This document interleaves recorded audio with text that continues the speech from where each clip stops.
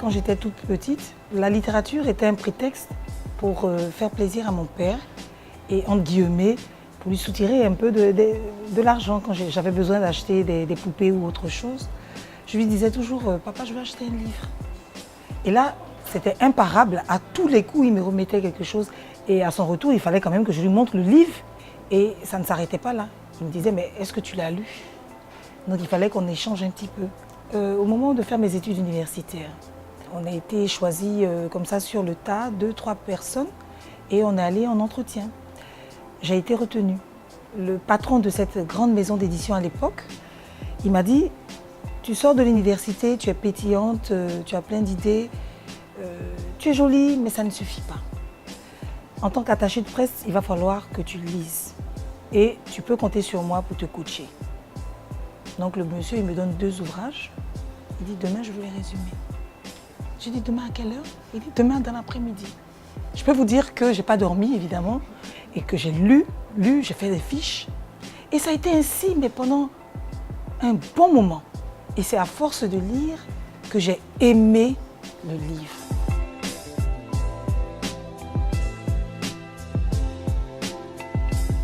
Puisque je devais faire la promotion des livres, la promotion, elle n'était pas seulement que locale. Il fallait qu'au niveau international, je vois un peu ce qui se faisait et pour moi, les prix littéraires étaient vraiment une belle occasion de pouvoir booster les ventes. Mais très vite, j'ai eu l'amer constat de ce que tous les grands prix littéraires étaient logés chez nos frères d'à côté.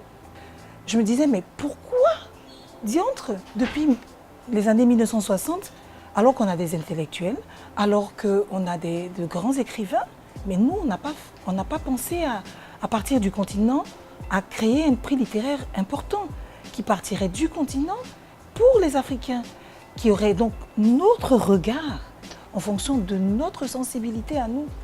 C'est un peu ce qui a milité en la faveur de la création de ce prix Ivoire pour la littérature africaine d'expression francophone. La plupart des grands prix littéraires regardent le prix Ivoire. La plupart des grands jurys des autres prix littéraires, ils nous le disent. Vous faites un premier travail pour nous. Et très vite, on s'est rendu compte que ce prix-là permettait de mettre à hauteur d'yeux des auteurs. Donc pourquoi pas les jeunes auteurs ivoiriens? C'est un peu donc la passerelle qu'on a trouvée et on a créé le prix Horizon. Ce prix-là met à hauteur d'yeux des auteurs méritants de moins de 35 ans.